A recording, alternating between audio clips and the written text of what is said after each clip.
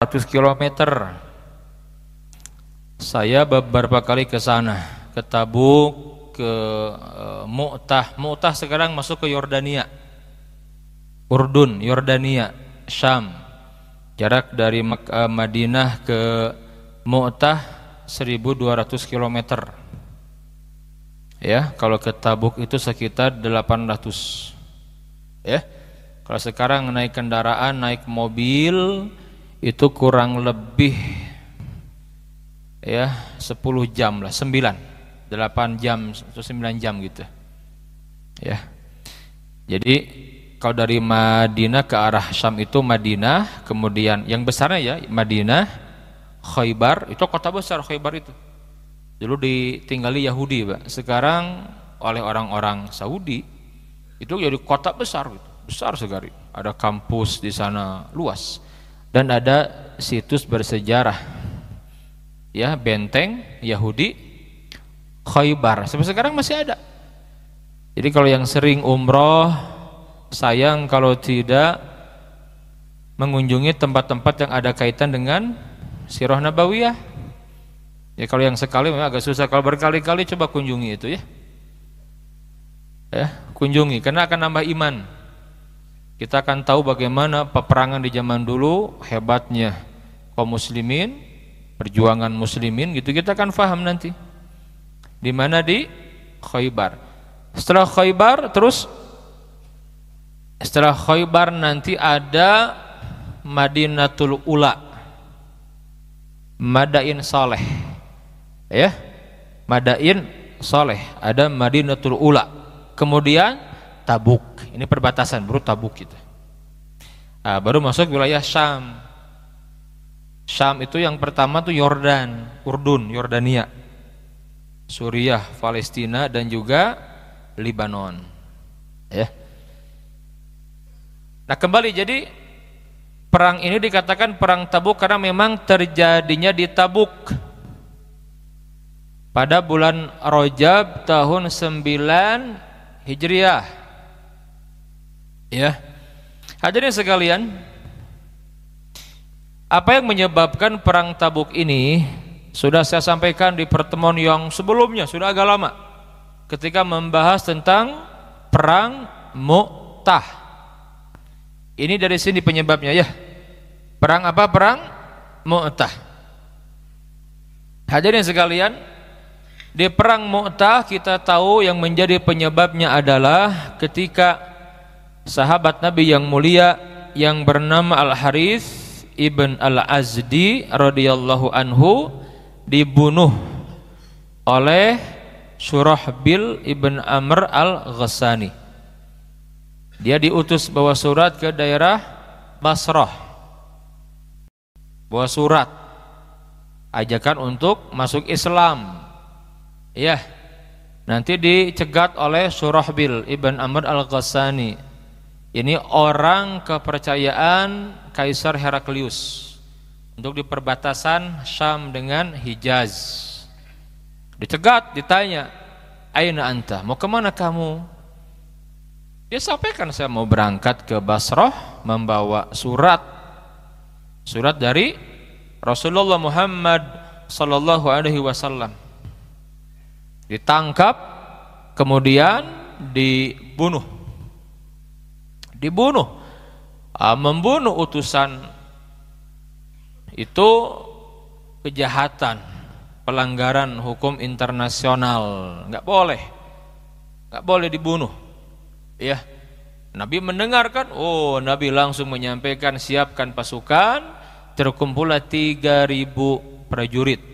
Kata Nabi, yang memimpin panglimanya itu yang pertama Zaid ibn Harithah. Wa in qutila Zaid fa Ja'far ibn Abi Thalib. Kalau Zaid terbunuh, angkat Ja'far ibn Abi Thalib. Wa in qutila Ja'far fa Abdullah ibn Rawahah. Kalau terbunuh juga Ja'far, maka angkat Abdullah ibn Rawahah. Terbunuh juga, silakan kalian musyawarahkan, angkat yang layak menggantikan. Siapa di antara kalian? Angkat saja. Berangkat 3.000 pasukan ini ya ternyata orang-orang Romawi dengan kesombongan dan keangkuhan mereka, mereka siapkan 200.000 pasukan. Kata Kaisar, kita lumat habis ini tentara Madinah. Biar enggak ada satupun yang berani kurang ajar kepada kita. Pelajaran buat semua. Siapkan 200.000. Sahabat kaget mendengar jumlah sebanyak itu. Tetapi karena memang mereka keluar dari Madinah mencari syahid di jalan Allah, yang mereka cari kematian, berangkat mereka.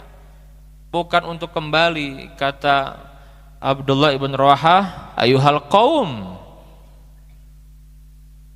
bukankah kematian yang kita cari selama ini? Ya, di hadapan kita ihdal husnayain, di hadapan kita satu dari dua kebaikan menanti kita. Ya, imma syahadah, yang pertama mati syahid, itu yang kita cari selama ini. Wa imma zuhur li'izzatil Islam wal muslimin, atau kita menang untuk kemuliaan Islam dan kaum muslimin. Bismillah, berangkat, jangan takut. Mendengar kalimat-kalimat dari Abdullah ibn Rawahah, berangkat semua semangat. Bismillah, berangkat semua. Ketemu tuh di Mu'tah. Perang terjadi karena dahsyat sekali perang ini. Terbunuhlah 3 sahabat Nabi tadi, panglima perang yang diangkat oleh Nabi. Zaid ibn Harithah terbunuh. Ja'far ibn Abi Thalib terbunuh. Dan juga Abdullah ibn Rawahah terbunuh. Mereka kemudian mengangkat Khalid ibn Walid. Ini perang pertama yang dia ikuti setelah dia masuk Islam. Ya, Khalid bin Walid membaca strategi susah untuk menang secara hitungan. Dia kan panglima, dia paham, dia jenderal, dia ngerti strategi perang. Pertemuan pertama dengan pasukan Romawi inilah yang dia pelajari, Pak. Karena baru pertama kali itu orang-orang Arab berhadapan dengan kekuatan dunia Romawi. Gak ada yang berani kepada Romawi. Wong Romawi baru menang melawan Persia. Jadi Romawi di waktu itu kekuatan besar dunia yang sangat ditakuti. Persia 13 abad mimpin bumi kalah sama Romawi. Dan isyarat ini sudah disebutkan oleh Al-Quran, surat Ar-Rum. Alif Lam Mim Ghalibatir Rum fi adnal ardi wa hum min ba'di ghalabihim sayaglibun fi bid'i sinin. Kapan itu turun surat Ar-Rum itu? Itu surat turun ketika Nabi yang mulia di Mekah dalam kondisi diboikot tahun ke-10. Puncak diboikot itu. Turun surat Ar-Rum. Bangsa Romawi artinya, Pak. Ya, ghalibatir Rum. Romawi dikalahkan. Fi adnal ardi, di sebuah tempat yang dekat dengan kamu, dengan Hijaz, Mekah, Madinah. Di mana? Di Syam. Perang besar terjadi waktu itu, kalah Romawi oleh Persia. Islam muncul, itu peperangan, perselisihan, permusuhan antara Romawi dengan Persia itu sudah hampir 200 tahun, Pak. Ya. Hadirin sekalian, apa lanjutan ayatnya? Wahum mim ba'di ghalabihim sayaglibun, dan mereka setelah dikalahkan akan membalikan keadaan, mereka akan menang. Kapan? Fi bid'i sinin, di dalam hitungan 3 sampai 9 tahun ke depan. Itu kata bid' dalam Quran. Bahasa Arab itu kata bid'un ini hitungan antara berapa? 3 sampai 9. Dan benar saja, ternyata tidak lebih dari 6 tahun terbalik kondisinya. Pertama kali perang terjadi lagi antara Romawi dengan Persia. Yang menang siapa? Yang menang Romawi. 3 tahun setelah itu, ketika Nabi hijrah ke Madinah, perang puncaknya tahun ke-6. Jelas ya, tahun ke-6. Tahun ke-6 menang mereka. Ya, orang-orang Romawi itu menang telak di jantung Persia. Jalan kaki mereka dari Persia ke Palestina, ke Syam, jalan kaki, Kaisar Heraklius. ingin menampakkan kekuatannya, jangan ada yang berani dengan mereka gitulah.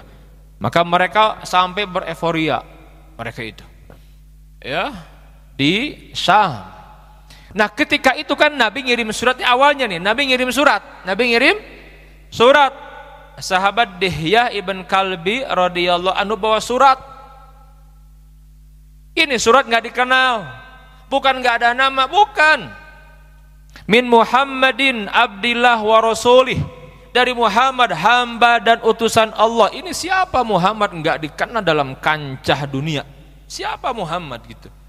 Yang mereka kenal tuh Persia, kekuatan besar, India, dikenal mereka Pak. Muhammad itu siapa? Tapi ada kalimat diawali Bismillahirrahmanirrahim. Min Muhammad abdillah wa rasulih ila Hiraqla azimir Rum. Ada kalimat hamba dan utusan Allah. Ini yang membuat Heraklius begitu membaca ini langsung bergetar, keluar keringat dia. Apa ini yang dimaksudkan Nabi akhir zaman? Kan dia baca Alkitab, dia tahu. Dibaca lagi, salamun ila manittabal huda, salamun ala manittabal huda. Semoga keselamatan tercurahkan kepada siapapun yang ikut petunjuk. Dibaca lagi per kalimat, fa inni ad'uka bi ayatil Islam. Sungguhnya aku mengajak engkau, menyeru engkau wahai Heraklius untuk masuk Islam. Aslim taslam, masuk Islamlah, selamat kamu nanti. Aslim, masuk Islam. Yu'tikallahu ajraka marratain, nanti Allah berikan 2 kali lipat pahalanya buat kamu. Fa in tawallaita, wa fi riwayatin fa in abaita, kalau engkau berpaling dari seruan ini, fa alaika ismul arisiyin, maka tanggung dosa rakyatmu seluruhnya.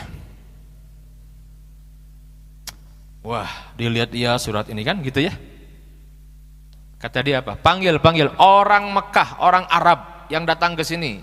Kalau biasa datang yang dagang ke sana. Panggil siapa? Oh ada Abu Sufyan. Dan yang lainnya datang. Panggil kemari. Dipanggil. Ditanya, semua ditanya. Abu Sufyan menceritakan dia jujur, nggak mungkin berbohong kan? Ya udah, jujur. Dijawab semua, ditanya wa kaifa nasabu fikum, bagaimana nasab Nabi itu? Huwa fina dzu nasabin wa syarafin, oh dia orang yang mulia nasabnya. Oh, dijawab, semua dijawab. Sampai terakhir, kalau benar yang kalian sampaikan itu, maka dialah Nabi akhir zaman yang diutus. Apa kata Heraklius? Nih, dengar katanya. Ya, dia akan datang kemari. Dia akan menguasai kerajaan ini. Dia yang akan memenangkan semuanya. Seandainya dia berada di sampingku sekarang, akan aku cuci kakinya. Dan dia hendak masuk Islam di waktu itu. Tapi sayang, beribu kali sayang, pembisiknya ini Pak. Ini bahayanya teman, betul tidak? Hati-hati. Maka nggak cukup untuk mencari pemimpin hanya dianya saja. Jangan cuma itu, lihat siapa di sekelilingnya, betul tidak? Oh penting sekali Pak. Itu pengaruhnya besar. Jangan lihat ini kiai, ini jangan cuma itu lihatnya, di belakangnya siapa, penting tidak? Penting Pak. Kawan itu luar biasa pengaruhnya, benar.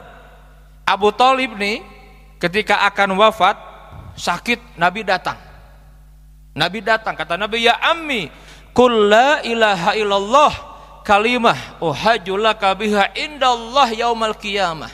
Paman, ucapkan la ilaha illallah, satu kalimat yang dengan kalimat itu aku akan jadikan hujah untuk membela paman di hadapan Allah di hari kiamat nanti.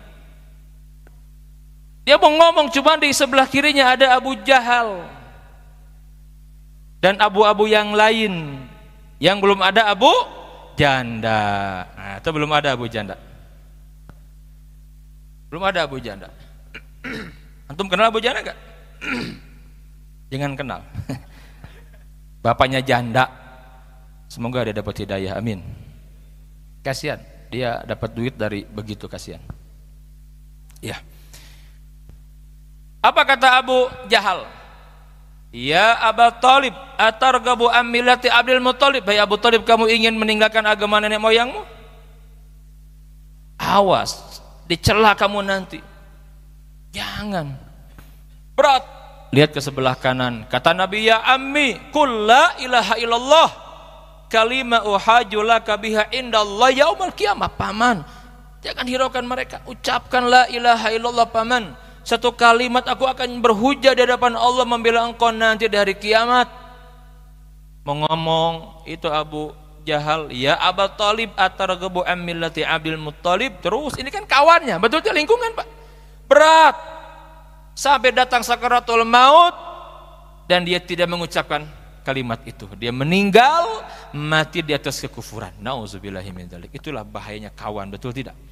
Herakleus begitu, dia mau masuk Islam, cuma dibesiki. Paduka, kalau Anda masuk Islam bahaya nanti. Ini raja loh Pak. Jangan masuk Islam, ditinggalkan Anda nanti. Oh berat, dia mau masuk Islam, enggak jadi masuk Islam. Paham tidak? Jadi enggak cukup untuk melihat siapa yang di belakangnya. Kalau sekarang konteksnya apa partai pendukungnya gitu loh. Harus tahu, betul tidak? Harus paham. Track record partai pendukung itu seperti apa gitu. Banyak koruptornya enggak, betul enggak? Oh penting Pak.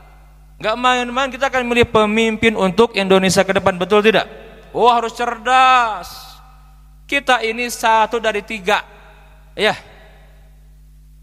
Imma pemain politik, yang kedua komoditas politik, yang ketiga korban politik. 3 saja.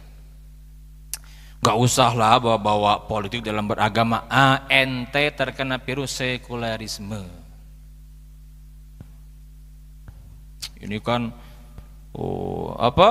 gara-gara dicampur adukan ibadah dengan kampanye jadi begini. Ramai kan dia, ramai ya? Ramai enggak Pak? Sholat gara-gara deketan, diviralkan, betul enggak? Viralkan. Allah alam itu benar tidaknya itu yang foto itu tuh. Karena kan zaman sekarang apa yang tidak bisa, betul tidak? Hanya kan sempat viral. Ada beberapa titik ketika sholat kemarin itu laki perempuan campur. Haram, tidak sah. Tunggu dulu gitu ya. Nanti main haram main enggak sah saja gitu. Betul tidak? Ada hukumnya, jangan. Wala taqu ma laisa laka bihi ilmun. Jangan kamu ngomong yang tidak punya ilmu, Pak.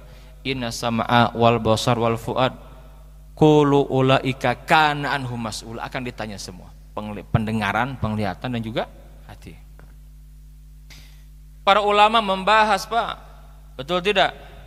Para ulama, Imam An-Nawawi dalam kitab Majmu' Syarah Al-Muhadzab. Oh, panjang lebar. Alhamdulillah. Fatwa saya, fatwa siapa? Imam An-Nawawi. Siapa yang tidak kenal Imam Nawawi? Pantolan mazhab Syafi'i itu. Menyampaikan, kalau enggak ada, bukan dalam kondisi darurat, saat itu laki perempuan bersatu, itu hukumnya makruh. Sah tidak sholatnya? Sah tidak? Sah. Enggak ada sob dalam rukun sholat, ada enggak? Enggak ada. Ini kan dalam sholat berjamaah kan? Nah sekarang dalam kondisi darurat. Darurat, kata Imam An-Nawawi, boleh. Kita lihat di mana daruratnya. Tanya panitia. Itu Al-Habib Muhammad Hanif Al-Attas. Beliau itu menantunya siapa? Habib Rizik, tokoh yang hadir di sana, Pak. Apa kata beliau? Kami berjuang sekuat tenaga untuk memisahkan. Untuk perempuan ya perempuan, laki ya laki. Betul tidak? Tapi kan membeludak masa lebih dari 1 juta, kita nggak bisa ngontrol. Kredit ini darurat ya, nggak bisa, susah. Udah copy paste, kirim lagi, betul nggak? Viralkan begitu, biar orang baca argumen. Jangan sedikit nggak sah, haram. Enggak dong, ente siapa gitu. Ini Imam Nawawi yang menyampaikan, jelas tidak? Dalam kondisi darurat. Islam itu fleksibel Pak, nggak mesti begitu, tidak. Kalau nggak ada darurat itu kan, itu hukumnya makruh, nggak sampai haram, nggak sampai tidak sah, nggak ada. Mana dalilnya kitabnya? Makruh.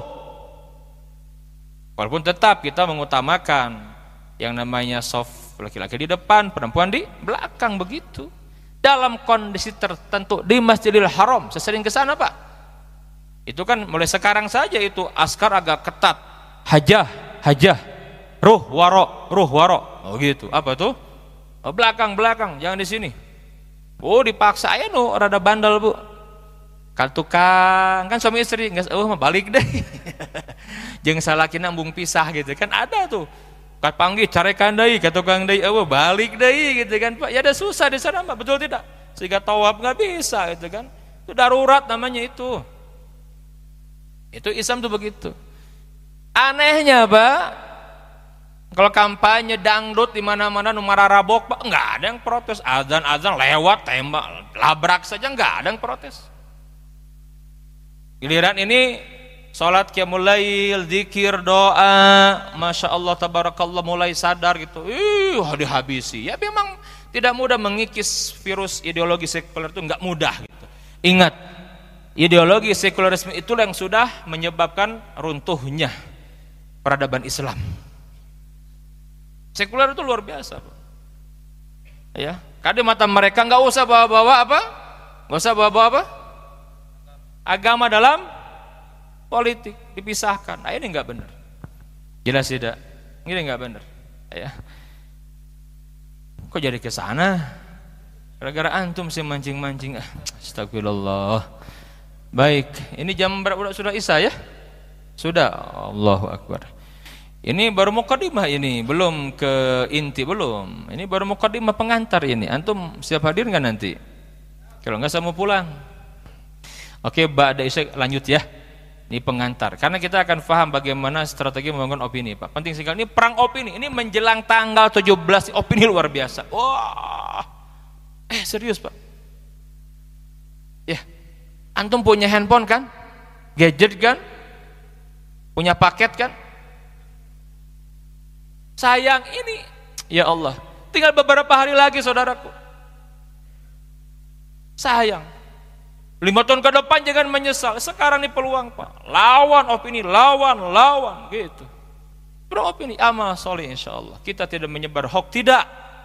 Lawan hoax dengan data. Lawan fitnah dengan fakta. Udah gitu saja. Sudah ya. Ya ada Bawaslu lagi sini nih. Saya mah nggak punya kepentingan Pak ya. Saya hanya ingin negeri ini apa?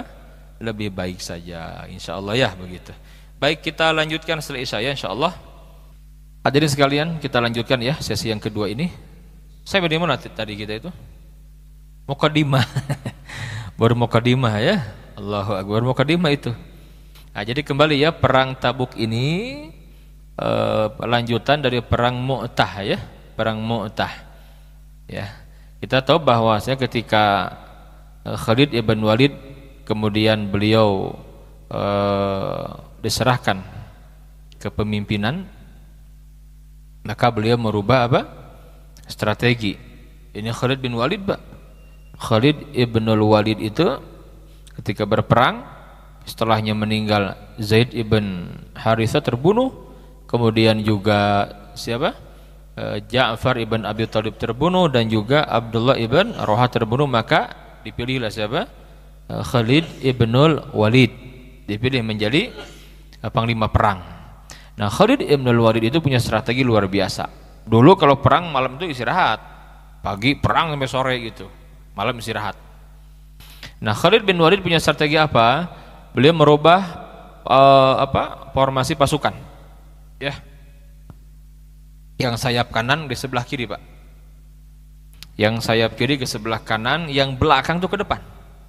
Yang depan ke belakang. Jadi kalau dari depan itu oleh musuh kelihatan wajah-wajah baru gitu.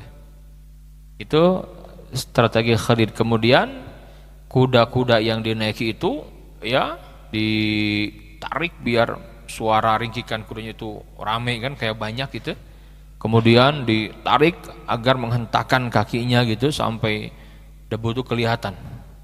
Itu strategi Khalid bin Walid. Kenapa? Karena di benak Khalid ini bukan untuk dilawan, cukup tahu strategi perang melawan Romawi, itu saja kan. Nanti beliau akan kembali ya, dan kita tahu setelah itu strategi perang Romawi dikuasai oleh Khalid bin Walid. Maka nanti berikutnya perang demi perang dengan Romawi, kalah Romawi oleh kaum muslimin. Khalid bin Walid itu yang terdepan, yang menjadi panglimanya gitu. Ini cerdasnya, jeniusnya Khalid ibn Walid. Nah, maka perang terjadi, keesokan harinya itu pedang Khalid bin Walid 9 sampai semuanya patah. Pedangnya Khalid ibnul Walid luar biasa Pak, luar biasa gitu ya. Hadirin sekalian, ditarik mundur itu orang-orang Romawi kaget Pak, ini kok pasukan nggak habis-habis gitu, kayaknya baru semua. Yang kemarin saya kita nggak bisa mengalahkan mereka. Akhirnya apa? Orang-orang Romawi itu mundur. Dia mundur, Khalid juga mundur. Di benak orang Romawi, wah Khalid ini mundur kayaknya untuk nyari bantuan dari yang lain. Terus sampai jauh jaraknya, ya karena dulu perangnya itu kan di lapangan terbuka seperti itu. Orang-orang Romawi itu nggak terbiasa begitu perangnya. Kalau orang Arab biasa. Jadi menyakutkan buat orang-orang Romawi. Setelah jauh di benak Khalid ini nggak mungkin dilawan dan nggak bisa dikejar oleh Romawi, diputar balik pasukan dan balik ke Madinah. Itu di benak Romawi nggak berani ngejar karena disangkanya strategi Khalid gitu. Jangan-jangan nanti ke belakang datang lagi, ditungguin aja Pak, nggak balik-balik, langsung ke Madinah. Dan itu kata para jenderal ahli perang nggak mudah Pak. Kalau sudah perang berkecamuk, narik pasukan biar selamat tuh nggak mudah. Mendingan perang sampai titik darah penghabisan. Nggak mudah Pak, narik pasukan kembali dan nggak ada orang tuh nggak mudah, hanya para panglima yang hebat yang bisa berbuat itu gitu. Itulah Khalid ibnul Walid balik ke Madinah. Sampai di Madinah orang-orang Madinah teriak, dasar pengecut kalian semua ini, gitu Pak. Ya, kabur dari medan perang, dosa besar, diteriakin. Tapi Nabi yang mulia menyampaikan, gak boleh bilang begitu. Ya, apa kata Nabi? Laisal firor walakinna makarun gitu. Wa inna makarun. Laisal firor wa inna makarun. Ya, jadi kata Nabi mereka itu tidak kabur dari medan perang, tidak, jangan salah. Tetapi mereka kembali strategi, nanti akan balik lagi. Ini kata Nabi yang mulia, ya, sallallahu alaihi wasallam. Ya.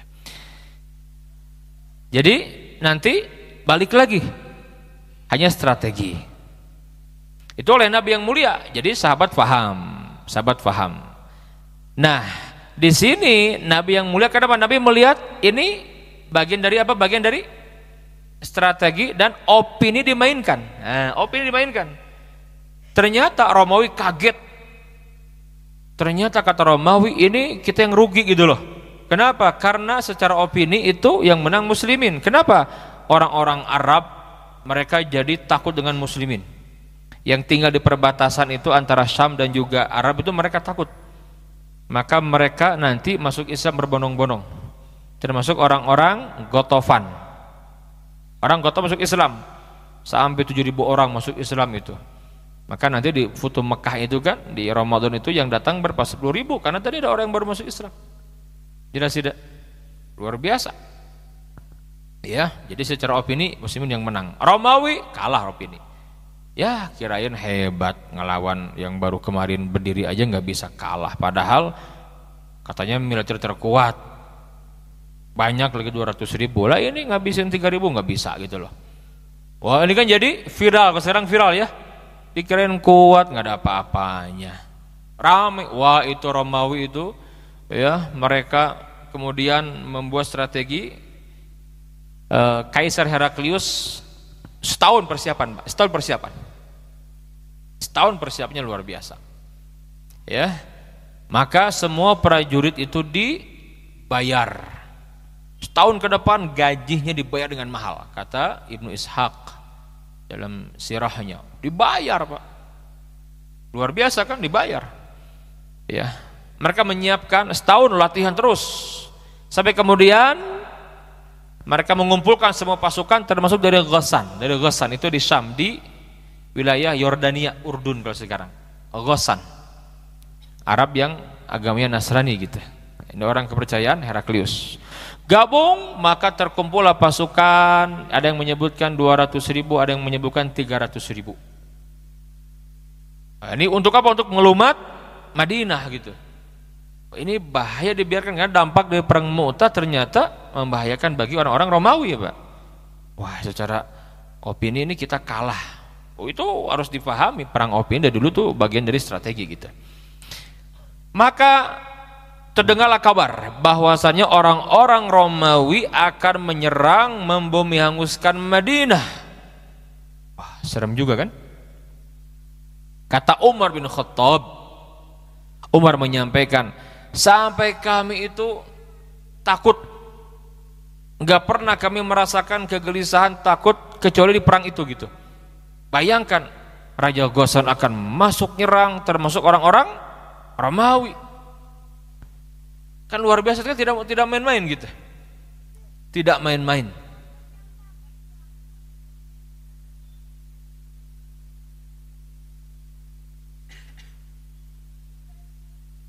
Ada yang mau ikut terus Pak? Ya. Lupa lagi saya. Apa tadi? Apa? Romawi ya? Iya, luar biasa. Itu akan menyerang gitu. Itu Umar bin Khattab merasakan, kata Umar, satu Madinah Pak, gak pernah kami merasakan ketegangan luar biasa. Bayangkan diserang oleh militer terbesar di dunia, terkuat di dunia waktu itu kan, Romawi nyerang, kebayang tidak? Ya. Sampai kemudian para sahabat itu kalau mendengar suara kayak suara kuda itu, jangan itu pasukan Romawi gitu. Lihat bukan itu kan. Kebayang tegangnya begitu Pak. Kata Nabi yang mulia, coba cari informasi. Maka Nabi utus intelijen. Oh, Nabi hebat. Intelijen Nabi luar biasa. Dikirim. Ada informasi. Kata Nabi, kapan mereka akan menyerang Madinah?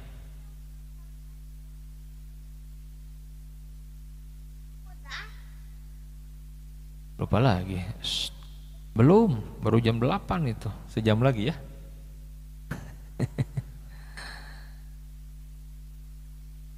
Aduh, sampai di mana? Lagi semangat ini ya. Intelijen Nabi diutus ke Syam. Dapat informasi. Apa informasinya itu? Ya Rasulullah, mereka akan menghabisi Madinah. Di mana sekarang mereka sudah sampai di Tabuk. Masih daerah Tabuk lah gitu. Karena mereka akan bergabung dengan pasukan Al-Ghassan, koalisi. Dicek berapa banyak, disebutkan ya 200.000 atau 300.000. Gak main-main kan? Oke, kata Nabi, coba cari lagi informasi. Kapan mereka akan datang ke sini? Dapat informasi, ya Rasulullah, mereka akan datang ke sini setelah beres musim panas. Itu Rajab loh ya, kan musim panas Pak, mulai. Kata Nabi, kenapa mereka menunggu musim panas berhenti? Dicari lagi, intelijen main. Datang lagi apa? Ya Rasulullah, karena mereka berhitung bagaimana perjalanan dari Tabuk ke Madinah. Bayangkan bahwa prajurit 300.000 logisnya seperti apa? Musim panas lagi. Antum bisa merasakan nih kalau udah ke sana ya, insyaallah ya. Amin insyaallah. Ya, makanya ngaji sirah nggak cukup ngaji gini saja. Datangi tempatnya, kita akan paham. Alhamdulillah Allah berikan kepada saya bisa ke sana. Waduh, naik mobil aja sekarang kan bisa berkali-kali berhenti di rest area apa, tetap aja berat medannya itu gimana dulu gitu ya. Luar biasa para sahabat itu. Hadirin sekalian, dapat informasi. Mereka berhitung ya Rasulullah. Kata Nabi, ini dia, di sini ada celah. Oke, kita akan mainkan opini di sini. Kata Nabi yang mulia, kita akan berangkat. Jangan sampai mereka datang, kita akan berangkat, kita akan sambut mereka, kita akan datangi mereka sebelum musim panas berakhir. Luar biasa kan? Mereka kenapa menunda musim panas? Nunggu dulu sampai berakhir. Luar biasa. Tapi Nabi yang mulia memainkan opini, ini justru peluang kita. Kita berangkat sebelum berakhir musim panas. Dan ingat, Nabi menyiapkan para ahli syair. Penyair itu kan, sekarang media itu, ahli media, siapkan semua. Bikin berita, tapi nggak ada hoax, nggak ada. Cuman keahlian memainkan kata-kata, betul tidak? Iya dong, harus begitu. Kan begitu Nabi itu. Maka Nabi yang mulia tegas menyampaikan kita akan berangkat. Maka Nabi yang mulia menyampaikan semua ikut. Kata para ulama ini perang sipil. Masyarakat juga ikut. Enggak cuma prajurit. Masyarakat biasa ikut semua. Maka terkumpullah berapa? 30.000. Kata Nabi, kita tidak punya anggaran perang. Paceklik Madinah Pak, paceklik. Kan baru musim panas. Itu baru mau panen kurma. Berarti kurma yang ada stok yang tahun lalu dong. Ya. Yang kedua, jarak dari Madinah ke Tabuk jauh sekali. Musim panas. Yang dilawan Romawi, jumlahnya 3 kali lipat. 10 kali lipat. 3 kali. 10 kali lipat. Belum logistik. Kebayang tidak? Dan paceklik lagi nggak punya dana. Maka Nabi menyebutkan siapa yang berinfak untuk perang ini maka baginya surga. Makanya perang ini di surat At-Taubah itu disebut dengan perang al-usrah. Jais al-usrah. Apa itu? Perang di masa sulit. Pasukan di masa sulit. Kenapa? Karena berkumpul tadi jarak yang jauh, yang dilawan kekuatan besar. Paceklik lagi nggak ada apa? Logistik. Ayo infak. Surga bagi kalian. Sejarah mencatat bagaimana mereka berlomba-lomba berinfak. Di antaranya siapa? Di antaranya Abu Bakar As-Siddiq datang kepada Nabi yang mulia menginfakkan semua hartanya. Semua harta diinfakkan. Diterima tidak? Diterima tidak oleh Nabi? Diterima karena Nabi tahu keimanan Abu Bakar As-Siddiq luar biasa. Abu Bakar itu ditawar Islam nggak mikir-mikir. Semua ditawar Islam mereka mesti minta waktu dulu. Semua kata Nabi kecuali Abu Bakar. Abu Bakar itu ditawar Islam langsung masuk Islam. Pulang dari Isra Mi'raj, Nabi menceritakan Abu Bakar itu didatangi Abu Jahal, diceritakan ini sahabat kamu nih makin gila aja nih. Masa Mekah, Madinah, Aqsa, Haram Aqsa katanya naik ke langit ketemu Tuhannya, balik lagi masa hanya beberapa jam saja, sebagian malam. Wong kita aja berangkat dari Mekah ke Palestina 1 bulan, PP 2 bulan. Abu Bakar, apa aku masih percaya sama temanmu yang gila itu? Apa kata Abu Bakar? Kalau yang bicara Muhammad, lebih dari itu aku percaya katanya. Luar biasa. Lebih dari itu aku percaya, asal Muhammad yang bicara. Luar biasa. Makanya kemudian Abu Bakar dimuliakan dengan gelar As-Siddiq. Jadi iman itu luar biasa Pak. Gak ada yang bisa menandingi iman Abu Bakar. Ya, dari kalangan para sahabat. Diterima. Umar datang. Semua ya Rasulullah, kata Nabi jangan Umar. Bal nisfuhu, setengahnya saja. Rasul semua aja Rasul, setengahnya aja. Ya Rasul semua setengah. Ya sudah kata Umar, aduh nggak bisa mengalahkan Abu Bakar ini. Setengah. Datang siapa? Abdurrahman ibn Auf memberikan infak yang luar biasa. Banyak, kaya raya. Yang menakjubkan infaknya Utsman ibn Affan. Ketika Utsman datang pertama kali beliau menginfakkan 1.000 unta. 1.000 unta. Tidur di sini. Ngantuk. Tidur sini. Tidur Abi bangku. Tidur.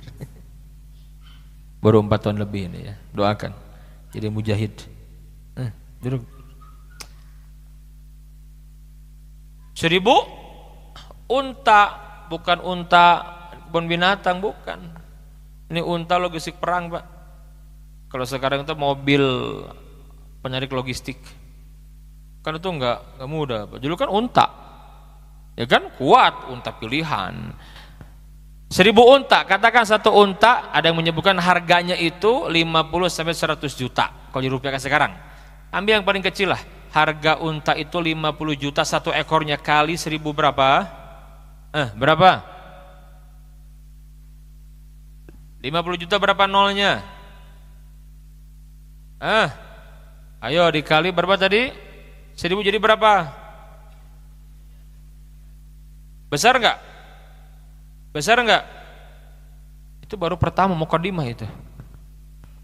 Berikutnya datang lagi dengan 300 kuda perang. Kuda perang, bukan kuda delman. Kuda perang, antum tahu kuda perang? Oh iya, kuda perang Pak. Berapa harganya? Sekarang itu di Saudi itu harganya itu 1 juta real. 1 real 4.000 katakan. Atau 3.700-an. Berarti 3,7 miliar kali 300, 1,2 triliun kurang lebih. Oh, perang itu kan besar anggarannya, betul tidak? Orang-orang mustadafin datang, ya Rasul kami hanya punya sekarung gandum, kata Nabi bawa kemari logistik. Ya Rasul kami hanya punya sekarung apa? Sekarung kurma, bawa simpan di sini. Utsman bawa 2 karung, apa isinya Pak? Uang, dinar dan dirham.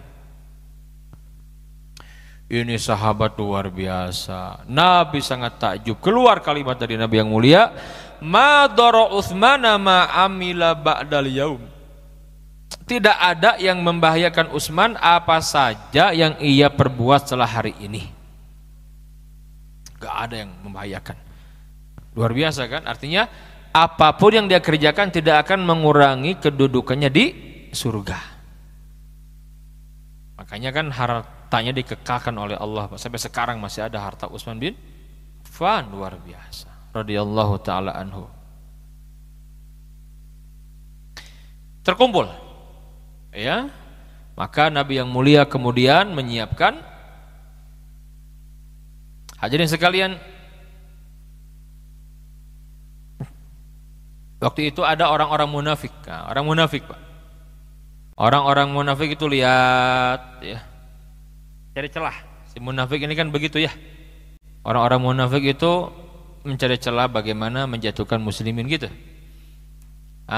Ketika orang-orang mustadafin datang, orang-orang yang miskin tapi ingin memberikan infak untuk perang ini, Pak, datang ya dengan sekarung gandum, beberapa karung unta lagi, apa kurma gitu, ke unta ya, kurma unta di karungan ya, kurma itu maksudnya kan. Mereka tuh nyinyir Pak, biasa kok, kadang nyinyir kan, nyinyir mereka itu Pak. Emang kerjaannya begitu, munafik itu nyinyir terus. Jadi dulu, jadi jangan aneh kalau sekarang ada yang suka nyinyir, dari dulu begitu, jangan aneh. Memang seperti itu. Apa nyinyirnya? Lihat di surat At-Taubah ayat ke-79 diabadikan. Alladzina yalmizunal mutawwi'ina minal mu'minin fis sadaqat walladzina la yajiduna illa juhdahum fayaskharuna minhum. Orang-orang munafik yaitu orang-orang yang mencela orang-orang mukmin yang memberi sedekah dengan sukarela. Ya.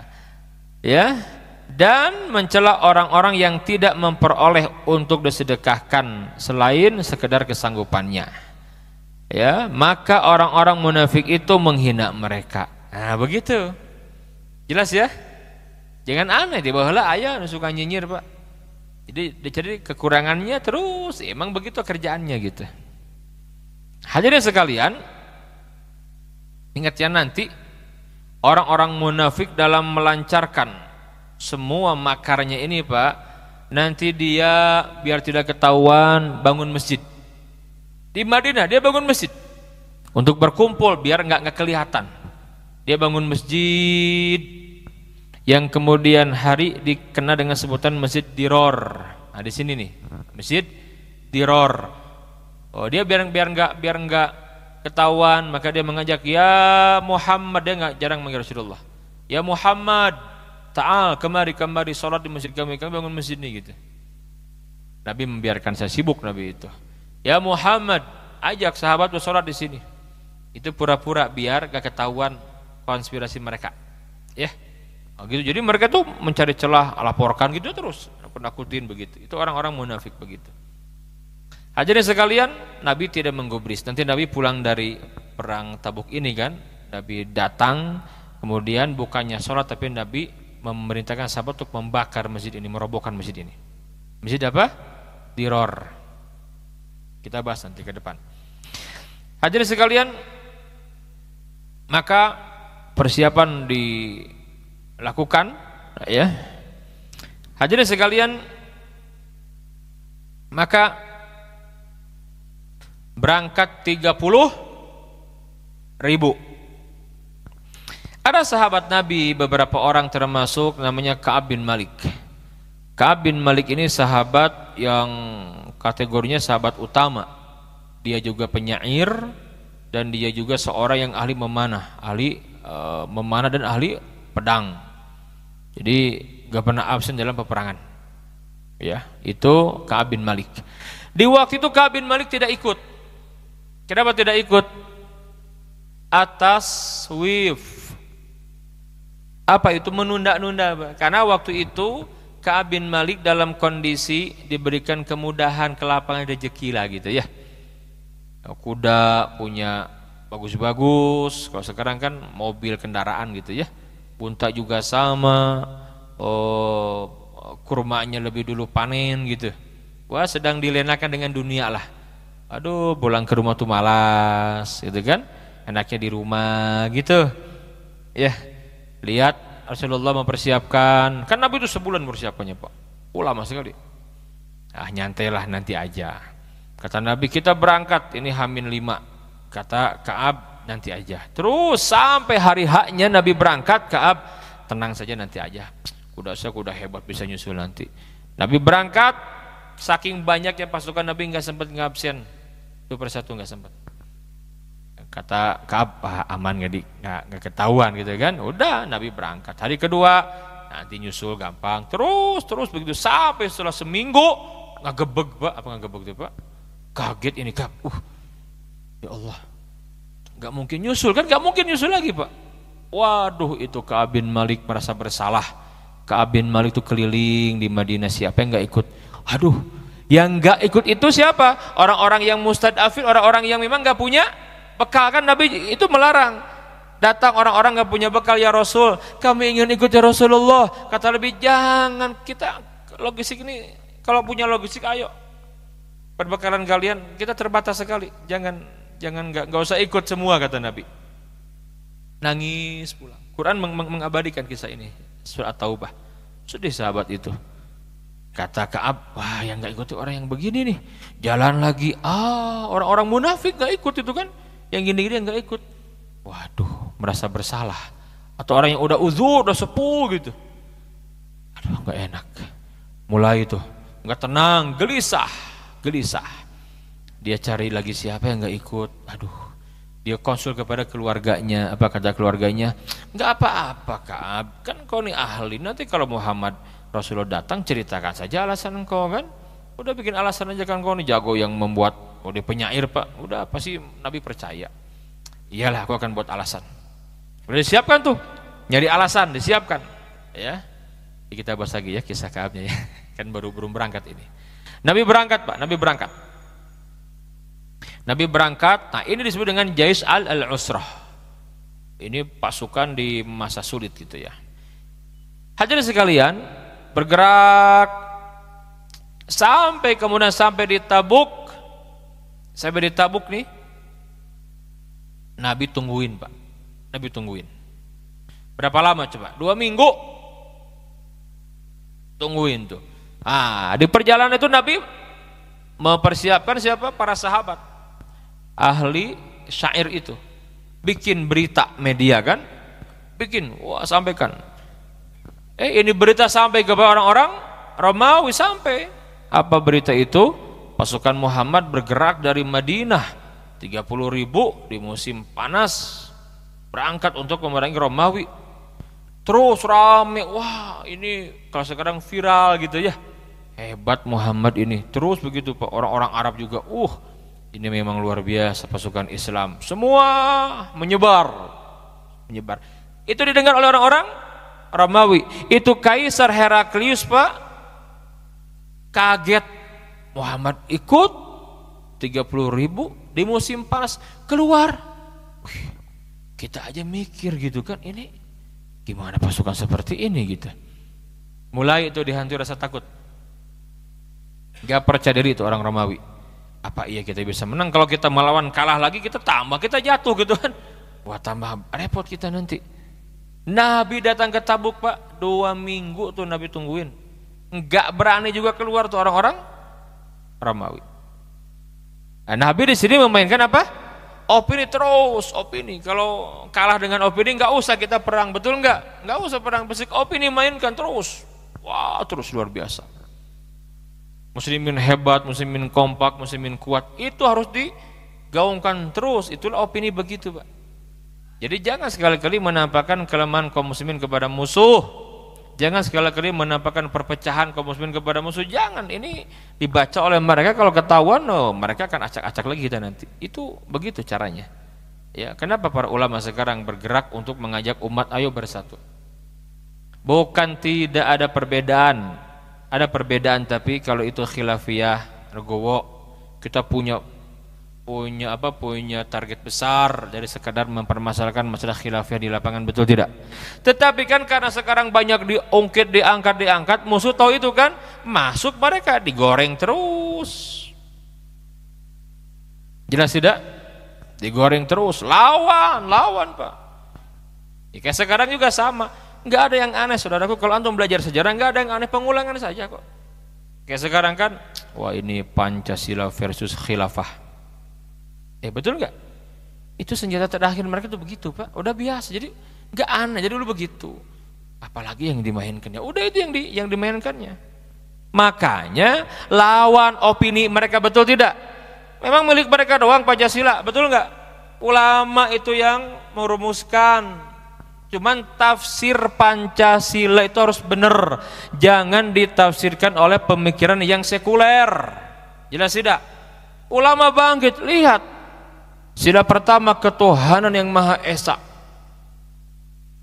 Terus bedah 5 sila, sampaikan terus. Gak ada itu Pancasila versus khilafah, gak ada. Yang ada apa? Pancasila versus komunis, itu baru. Jelas tidak? Jelas, Pak. Nah, ini penting sekali. Ayo sampaikan. Lawan opini mereka. Jelas tidak? Lawan. Kan orang kan kalau nggak ada pembanding itu mereka bingung, betul tidak? Orang awam itu bingung, Pak. Duh, gimana ya? Kemarin saja tuh gara-gara sop begitu, kalau kita nggak jelaskan di sosial media itu repot, Pak. Orang awam tuh, oh benar berarti salah, wah haram, wah gitu kan. Lawan kantor, berita nih, viralkan lagi. Nggak apa-apa, ini perang opini. Ya, perang opini luar biasa gitu. Dan kerjaan Yahudi itu begitu dari dulu. Jangan kalah kita, jelas tidak? Ayo opini gitu loh. Begitu, wah rame perang opini, sampai pada titik Romawi itu nggak percaya diri, nggak datang mereka, Pak. 2 minggu Nabi tungguin tuh, nggak ada apa-apanya. Balik Nabi ke Madinah, Pak. Tahu nggak apa hasilnya? Oh, satu jazirah Arab itu viral. Maka setelah ini ada Amul Wufud, satu jazirah Arab masuk Islam, berbondong-bondong datang ke Madinah. Mereka kirimkan perwakilannya, ada yang datang kepala sukunya, datang semua masuk Islam berbondong-bondong. Luar biasa. Ini apa nih? Ini opini ini, Pak. Penting sekali. Jangan sekali-kali kita menampakkan kelemahan kepada musuh. Jangan menampakkan perpecahan kepada musuh, jangan. Ya, nggak ada kemenangan tanpa kekuatan. Tidak ada kekuatan tanpa persatuan.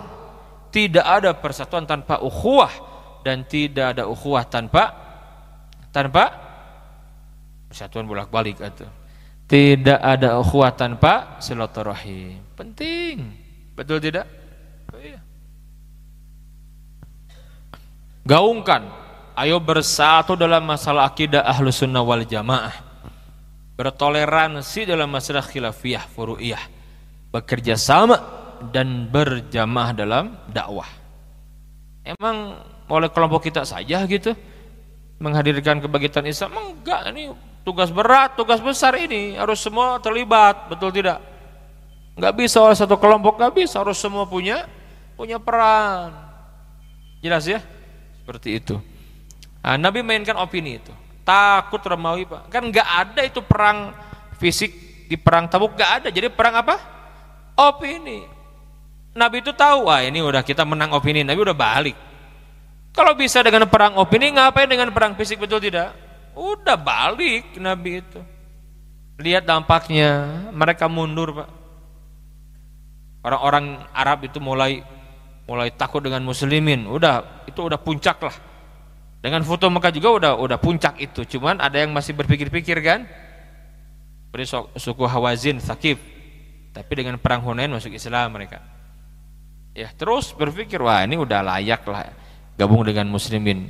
Setelah perang Tabuk, hasilnya Allahu Akbar, mereka berbondong-bondong. Amul Wufud, tahun di mana banyak utusan-utusan satu jazirah Arab datang berbondong-bondong ke Madinah untuk masuk Islam. Antum ingat dulu enggak? Atau pernah baca enggak bagaimana perang Amerika melawan Vietnam dulu? Dulu Amerika tahun berapa ya? Tahun 80 sekian lah gitu. Itu yang menang pertama siapa? Vietnam. Tapi Amerika nggak mau kalah. Dia opini dimainkan, bikin film apa? Rambo. Ya kan? Pertama ada Ada Hollywood. Bikin film Rambo, itu Rambo tuh eleh-eleh, Pak. Betul nggak, perang melawan banyak, menang si Rambo tuh gitu. Terus tinggal sendiri dia, ini dikepung semua, menang terus. Diviralkan terus di mana-mana film. Sampai kemudian orang-orang mulai, Amerika hebat banget gitu kan. Terus sampai kemudian karena takut, akhirnya apa? Down tentara Vietnam, kalah tuh. Itu apa tuh? Opini itu. Ini yang dipahami oleh Umar bin Khattab ketika menaklukkan Persia, Al-Qadisiyah. Sering saya sampaikan di majelis ini ya. Perang apa? Perang Al-Qadisiyah, Pak. Jatuhkan mental lawan dengan opini, betul tidak? Jatuhkan dulu. Kan sekarang juga sama. Enggak ada yang beda. Apa yang beda, Pak? At-tarikh yu'idu nafsah, kata Ibnu Khaldun dalam muqaddimahnya. Sejarah itu akan berulang, enggak ada yang beda, enggak apa yang sama aja kok. Yang beda tokohnya saja, pemainnya saja. Tapi substansinya sama gitu. Jelas tidak? Sama, Pak. Opini sama dimainkan. Ya. Jadi sekalian, Nabi itu jago memainkan opini. Tapi ingat, dalam Islam tidak boleh hoax, tidak boleh, enggak boleh menyebar berita bohong, enggak boleh. Ya, maka lawan hoax dengan data, lawan fitnah dengan fakta. Udah lawan semua. Dia bilang begini, nih buktikan, lo gitu aja terus. Wah ini hebat, gitu terus kayak gitu, lawan aja. Tapi jangan bohong, jangan, data real. Nanti orang tahu kan, wah ini ternyata orang udah bisa membaca, Pak. Betul tidak? Ya kita punya nurani kita lah. Saya yakin bisa membaca mana sih yang benar dan yang salah, kita udah tahu. Ya kan? Itu opini itu. Nah, jadi perang ini perang yang berdampak bagi satu jazirah Arab ya, termasuk Romawi. Maka Nabi sudah menghantarkan muslimin ke kancah dunia. Jelas tidak? Lewat perang Mu'tah dan perang Tabuk, langsung berhadapan dengan pemimpin militer dunia, kekuatan militer terbesar dunia, orang-orang Romawi, Pak. Maka nanti setelah Nabi wafat, itu Romawi ditaklukkan di masa Umar bin Khattab. Gak cuma Romawi, Persia pun juga sama. Tutup peradaban di zaman Umar. Umar itu opini yang dimainkan. Perang Yarmuk. Pernah saya sampaikan, perang Yarmuk itu kan yang menyebabkan Romawi itu kabur dari Syam minus Konstantinopel, ya kan, di Bizantium Timur.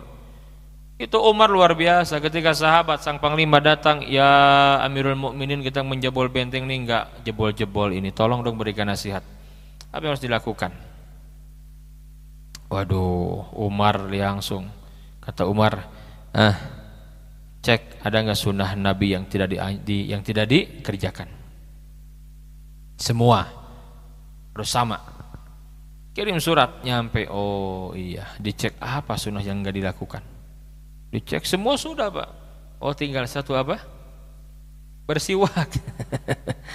Bersiwaknya agak jarang, bukan ditinggalin, agak jarang bersiwak Pak. Oh kata sahabat ini, kata Ammar bin As, apel siwak ya. Ini bahasa saya ya. Kumpul semua dikasih Pak siwak. Sahabat siwak kan begini siwak tuh Pak. Coba lihat orang Arab siwak tuh, oh paling seneng bersiwak. Kan kayu itu kan. Itu jasus itu intelijen dari Romawi lihat Pak. Wah, itu langsung ngagebok dan lari Pak.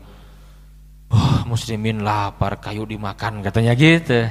Kabur langsung laporan Panglima Kaisar, gawat, kenapa? Romawi muslimin itu lapar katanya. Habis kita nanti, kenapa? Itu kayu dimakan. Padahal lagi bersiwak. Langsung jatuh mentalnya, perang kalah mereka. Atau di perang Al-Qadisiyah, Umar ngirim siapa? Rib'i bin Amir, seorang yang unik. Kalau sekarang mungkin unik bahasa kita ya. Bukan unik karena nggak punya, bukan ingin cari sensasi, bukan, memang Rib'i bang orangnya miskin Pak, nggak punya apa-apa, ingin ikut perang. Ini sahabat Nabi ini. Jadi beda-beda. Kalau sahabat pakai baju perang, Rib'i itu enggak, dia pakai panci. Panci gitu kan, bajunya lusuh, bawa pisau dapur, bawa juga tumbak yang berkarat, naik keledai, kebayang tuh? Oh gaya kan, sok pun ayah pasukan grafik, ya gitu hiji kan kumacing. Unik ya hiji gitu kan, betul nggak? Bukannya ada sensasi, emang dia tuh punyanya itu, ingin jihad. Umar tahu, kata Umar, saat panggil itu Rib'i kan, Persia itu minta Rustum tuh kirim utusan kalian ya.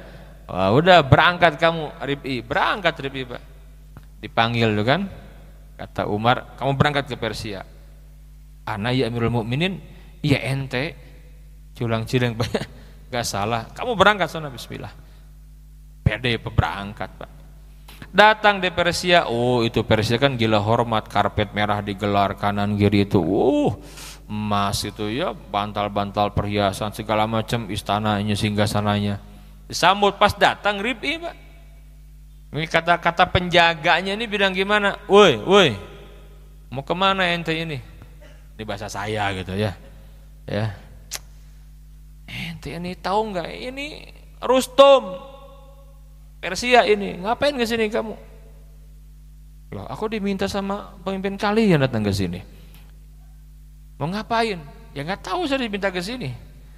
Buka itu pancingan, buka, ngapain? Turun, yuk merangkak tuh, ngesot.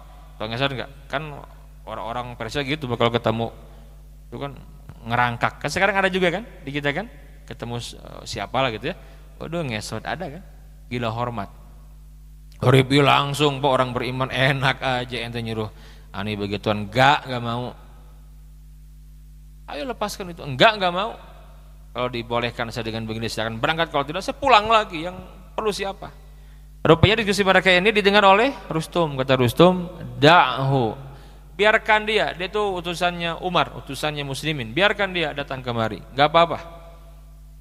Ya udah dibiarkan Pak.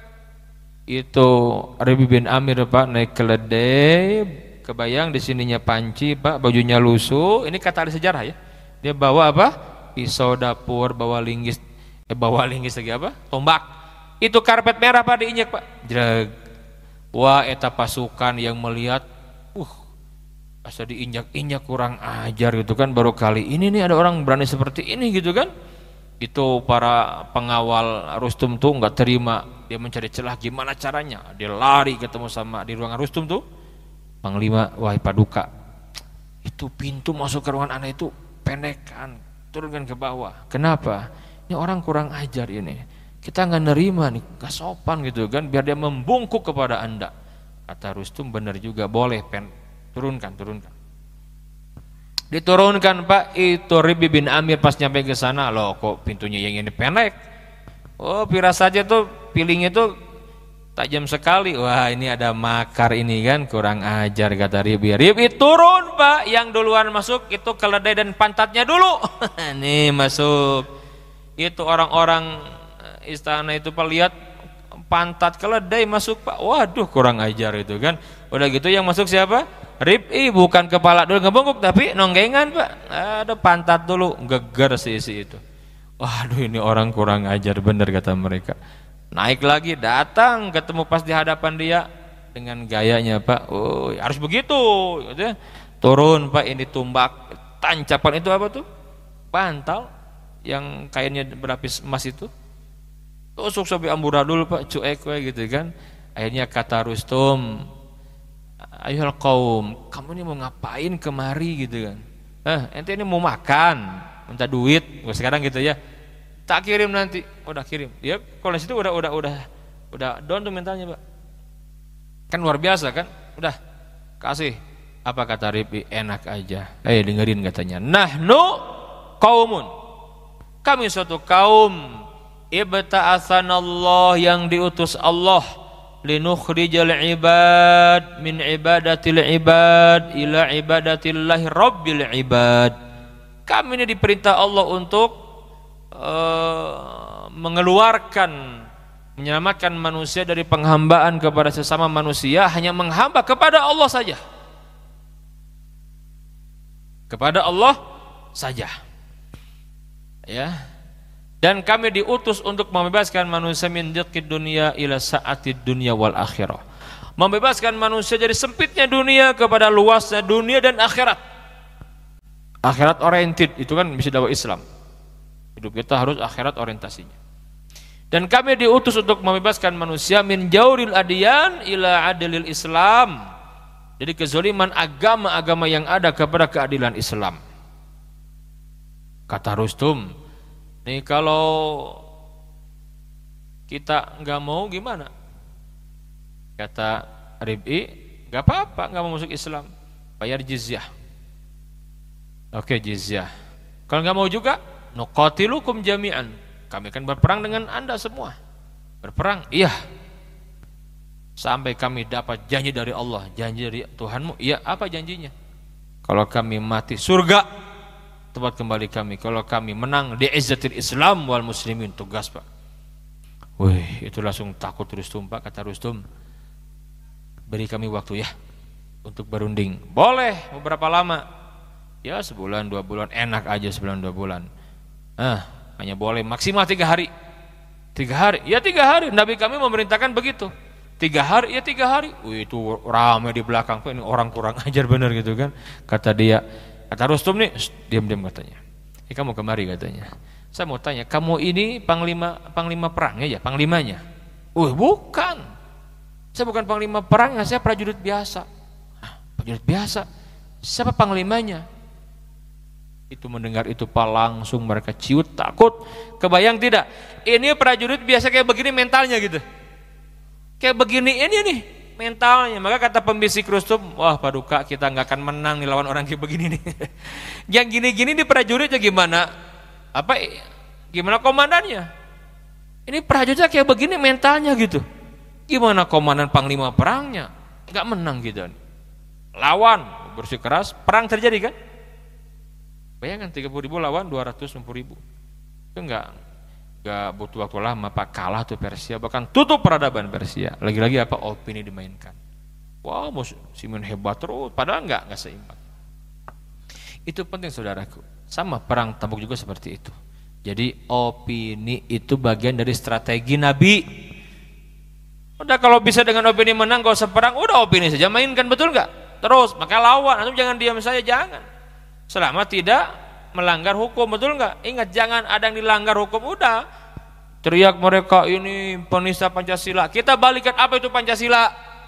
Ayo sebutkan Pak. Kita orang Islam jelas ketuhanan yang Maha Esa itu prinsip siapa itu? Betul tidak? Karena yang bikin itu para ulama, jelas tidak? Yang kedua apa? Kemanusiaan yang adil dan ayo, luar biasa konsep siapa itu? Terus persatuan Indonesia. Udah Tapi tafsirnya tafsir Islam, para ulama gitu, jelas tidak? Jangan biarkan tafsir versi orang-orang liberal, jangan. Mereka menafsirkan juga Pancasila kan versi mereka, jadi mereka merasa kami paling Pancasila, paling NKRI, lawan oleh kita, nggak boleh diam Pak. Sejarah lihat gitu, siapa yang berjuang paling depan menjadi garda terdepan dalam memerdekakan negeri, ini harus tegas Pak, lawan oleh kita. Ini opini kan, lawan terus. Antum nggak bisa bikin tulisan, dengar bagus ceramah 2 menit, sebar bagus, begitu terus aja, udah gitu aja. Bismillah share. Ikhwanifillah, memisahkan agama dari politik itu orang-orang sekuler, jelas tidak. Ya, jangan main-main gitu loh. Ini menentukan sekali ke depan. Jadi antum ambil peran. Kita berharap mudah-mudahan kebangkitan Islam di negeri ini bermulanya. Amin. Oh iya Pak. Arab sudah diberikan jatah. Turki sudah. Orang-orang Kurdi sudah itu. Salahuddin Al-Ayyubi. Semua sudah, yang belum orang Melayu Pak. Belum Melayu nih. Indonesia, Malaysia, Brunei. Lihat Brunei berani sekali, betul tidak? Sultan Hasan Bolkiah. Saya pernah ke sana Pak. Saya pernah ke Brunei Pak. Dakwah di sana. Alhamdulillah, jadi saya tahu gambaran Brunei luar biasa. Sekarang tegas sekali itu. Tegas. LGBT macam hukum mati, rajam. Lihat yang bereaksi siapa? Ya kan? Jangan aneh, ini jangan diam, kita suarakan, dukung, lawan terus. Antum nggak bisa, udah share aja lah. Bagian nge-share antum mah. Nulis tuh bisa, can bunga ilmu. Nah, udah baca bagus, bismillah, share gitu kan. Udah gitu aja. Buat viral, orang biar tahu dukungan. Jangan anggap enteng, jangan anggap remeh masalah beginian ya. Antum tahu Arab Spring dulu? Tahu jatuhnya dulu rezim Mesir itu? Gara-gara apa coba? Facebook pas pertama muncul, gerak bugalang. Artinya apa? Selama kita benar ya, tidak menyebarkan hoax, tidak. Apa? Bukan kita ingin, memang ini sudah waktunya akan ada begitu, Pak. Karena kita nggak bisa tinggal diam dengan kezaliman musuh Islam kepada kita, betul tidak? Nggak bisa, Pak. Pergumulan, pertarungan antara hak dan batil akan terus ada sampai hari kiamat, akan terus ada, Pak. Dan nanti biasanya ada pejuang, ada punya lakon, ada penjahat. Kan dulu begitu kan? Ya dunia begitu kan? Betul enggak? Iya, ada ahlul hak, ada ahlul batil kan? Ada penjahatnya, ada punya lakonnya. Nanti ada yang di tengah-tengah siapa? Pengkhianat, betul enggak? Itu orang-orang munafik. Ada kan gitu saja. Enggak ada yang aneh gitu. Ahlul hak tegas, makin kuat imannya, ini makin kufur, di tengah-tengah nyari kemana ya yang dunia, ini untung nih gabung ke sana. Itu orang munafik begitu. Orang-orang munafik itu begitu mencari itu. Ya, jadi harus paham peta seperti ini. Maka saya menyampaikan opini itu penting ya. Ya tidak hanya levelnya di negeri kita yang sekarang sedang pilpres, tidak, tapi mendunia. Ya. Wah, ada komentar, ini kan bukan perang akhir zaman, bukan Armageddon. Siapa yang bilang perang? Ini perang opini, betul tidak Pak? Enggak ada yang perang Armageddon, enggak ada, ini perang opini gitu kan.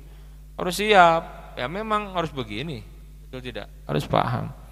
Jadi kondisinya berbeda. Kita harus membaca dengan jeli, dan kalau kita nggak punya ilmu, ikuti para ulama yang kita percaya. Udah itu saja. Ikut bergabung di barisan mereka, udah gitu beres. Jelas tidak? Sayang kalau perubahan di hadapan kita tinggal beberapa hari dan kita tidak mau ikut andil, sayang sekali. Nanti lewat kesempatan itu. Kita nggak tahu ke depan akan seperti apa takdir Allah untuk negeri ini ya. Tapi sekarang sudah mulai kelihatan. Ya. Kalau bahasa Pak Amin Rais kekuatan masa itu apa istilahnya? People power ya itu. Ya, itu kan dia itu embrionya kemarin itu. Mudah-mudahan. Intinya apa? Buat kita tidak hanya sekedar melihat sisi politik yang tidak, tapi ini umat ini. Kebangkitan umat sudah mulai bisa dikomando lah. Bisa dikomando itu kan, bisa diarahkan. Mereka itu mengeluarkan sendiri Pak biaya. Mereka happy, senang, betul enggak? Kan nyari nasi bungkus bukan, nyari kaos enggak. Keluar biar bismillah keluar, enggak ada. Ini kan kekuatan, bahkan duit keluar. Ini luar biasa, Pak. Oh, ini dibaca oleh dunia internasional, Pak. Menakutkan sekali. Dan ini negeri ini banyak musliminnya Pak. Jadi guma pemimpinnya, jadi harus punya pemimpin yang kuat. Nggak bisa. Kalau pemimpin lemahnya nggak bisa Pak. Nggak bisa. Betul tidak? Udah saatnya lah negeri ini bangkit. Ya dari keterpurukannya, betul tidak? Udah saatnya. Ini di hadapan kita peluang untuk berubah beberapa hari lagi. Sayang kalau kita nggak terlibat itu. Kalau sudah kita terlibat maksimal, ikhtiar maksimal, serahkan kepada Allah. Tawakal kepada Allah. Jelas tidak? Ini ya. Baik, sudah mau jam 9 ini. Belum beres ini ya. Hadirin sekalian, kita lihat orang-orang yang mangkir ya. Sebagai penutup. Jadi Ka'ab bin Malik kan gak ikut tuh. Aduh, Ka'ab bin Malik itu gak tenang. Nyari kapan? Oh, dapat kabar Nabi akan segera balik ke Madinah. Wah, saya akan siapkan alasan. Akhirnya apa? Akhirnya sampailah Nabi di Madinah. Nabi itu biasa kalau beres bepergian datang ke masjid sholat 2 rakaat. Sholat, Nabi duduk, orang-orang datang, yang tidak ikut perang itu datang. Ya, menyampaikan uzurnya masing-masing. Disampaikan, ya Rasulullah, maaf enggak ikut, kami sudah. Oh, saya ampun, bisa mintakan ampun kepada Allah, semoga Allah ampuni. Datang terus semua. Nah, tinggal Ka'ab bin Malik dengan 2 orang kawannya Pak, sama saya yang tidak ikut. Ketika Ka'ab bin Malik datang, kata Ka'ab, nih Nabi ini berbeda mukanya gitu ya kepada Ka'ab, kepada 3 orang. Yang pertama namanya Murarah ibn Rabi' dan Hilal ibn Umayyah. Mereka tuh yang ikut perang Badar. Ini bertiga ini nggak ikut. Kalau yang Murarah ibn Rabi' dan Hilal ibn Umayyah itu udah sepuh, dia udah tua banget gitu, udah uzur lah. Tapi kalau Ka'ab, aku masih muda, kata Ka'ab, kenapa aku nggak ikut? Waktu itu kata Ka'ab, aku sudah menyiapkan alasan. Pokoknya Nabi percaya lah gitu kan. Datang, pas ngelihat Nabi, pas mau ketemu ini, hilang niat untuk mencari alasan, kecuali ingin jujur saja gitu. Aduh, padahal saya kalau bicara nih pasti Nabi percaya, tapi Allah maha mengetahui, nggak mungkin gitu kan. Nabi datang melihat Ka'ab, kata Nabi, ya Ka'ab, kamu kenapa nggak ikut? Bukankah kamu diberikan harta yang banyak di waktu itu, kendaraan gitu ya, kenapa kamu absen? Kamu sedang banyak harta, dimudahkan, punya unta, punya kuda yang bagus, belum lagi kurma lebih dulu panen. Diceritakan, kenapa kamu nggak ikut perang? Kamu ini panglima, sudah berbaiat kepada Allah dan Rasulnya, kenapa nggak ikut perang? Itu Ka'ab bin Malik menyampaikan, ya Rasulullah, seandainya aku tidak berhadapan dengan engkau dan aku tidak yakin Allah mengetahui, aku akan berbuat alasan. Dan aku yakin aku membuat alasan kau akan percaya ya Rasulullah. Tetapi apalah artinya saya menyampaikan alasan, engkau percaya, tapi Allah tahu bahwa aku berbohong menyampaikan alasan itu. Aku takut ya Rasulullah. Ya Rasulullah, enggak ada alasan apapun yang saya kemukakan kecuali apa? Saya tidak ikut perang itu karena saya malas. Cerita, saya malas, tertipu oleh dunia ya Rasulullah, melenakan saya gitu. Unta yang bagus, kuda yang bagus, saya terlena. Atas jadi menunda-nunda, gak ada yang lain ya Rasulullah. Kata Nabi, kamu jujur wahai Ka'ab, tapi tunggu hukumannya atau dari langit gitu Pak. Apa sih konsekuensi, tunggu dari langit, kata Nabi. Udah Nabi berangkat. Waduh, dari langit gitu kan, gimana ceritanya kan? Ka'ab, bener Pak. Keesokan harinya kata Nabi, jangan diajak ngobrol Ka'ab bin Malik. Dia batu ditahzir. Ka'ab datang, assalamualaikum, nggak dijawab, nggak baliar, pergi. Datang ke sini lagi ngeriung, pergi semua bubar. Aduh, apa ini hukumannya, kata Ka'ab kan? Datang ke masjid Pak, itu Nabi itu kan imam, lihat Nabi nggak baliar, kan Nabi juga begitu Pak. Nabi berpaling, aduh berat. Sehari, 2 hari, 3 hari, 4 hari, datang kepada Abu Qatadah sahabatnya, cerita curhat. Abu Qatadah nggak ngomong apa-apa Pak, diem di pasar tuh, nggak ngomong. Begitu beres, ayo dong berikan saran. Beres, pergi, ditinggalkan Pak. Gak bayang tuh, begini. Terus bayangkan Ka'ab menjalani hal itu kan tidak mudah. Betul tidak? Tidak mudah. Kita mah sekarang baca enak, sekian hari. Dia yang mengalaminya kan nggak tahu sampai kapan, betul tidak? Waduh, berat. Terus sampai setelah 40 hari, Pak, menjelang setelah sebulan itu Al-Ghassan nih, dia tahu, dia ngirim surat bawa kepada Ka'ab, katanya. Isinya apa? Ka'ab, engkau orang hebat, mau-maunya engkau diperlakukan seperti itu oleh Muhammad. Sini kamu gabung dengan kami akan memuliakan kamu. Kamu orang hebat, gak layak seperti itu. Muhammad ini gak benar, kamu orang hebat, masa gara-gara. Cerita semua di suratnya itu. Ini kata Ka'ab, ini ujian, langsung dirobek-robek, masukin ke tong sampah dan dibakar. Pergi kamu, kata Ka'ab bin Malik. Luar biasa, Pak, ini ujiannya kan. Datang lagi, aduh, tetap nggak diajak ngomong. Kebayang tuh, Pak, ke pasar. Sampai setelah 40 hari datang utusan Nabi, wahai Ka'ab, kamu tidak boleh menggauli istrimu. Hah? Kebayang tuh, Pak? Di luar kan sumpek, di boikot, ditahzir, pulang ke rumah kan ada istri, betul tidak? Curhat, beres kan? Nah, ini mah enggak, Pak. Hari ke-40 itu enggak boleh kamu. Kata Ka'ab, apa harus diceraikan istriku? Enggak, jangan ini aja, jangan berkomunikasi, jangan berhubungan, jangan, tinggalkan saja, biarkan. Sedih itu. Sedih siapa? Ka'ab bin Malik. Kalau yang dua itu, Pak, sahabat yang lain tadi itu, Murarah dan juga Hilal itu, dia minta keringanan kepada Nabi gitu. Ya, maka diizinkan oleh Nabi, boleh, nggak apa-apa kamu diurus sama istri kamu gitu. Siapa? Murarah Ibn Rabi dan Hilal bin Umayyah, nggak apa-apa kan, udah tua kan, diurus lah, nggak ada yang ngurus. Ka'ab itu ingin juga, ya Rasul, aku ingin juga, cuman kata Ka'ab, enggak, aku masih muda, masih bisa sendiri, malu aku bicara kepada Nabi. Nggak apa-apa, istriku diantarkan ke rumah orang tuanya, biar aku sendiri.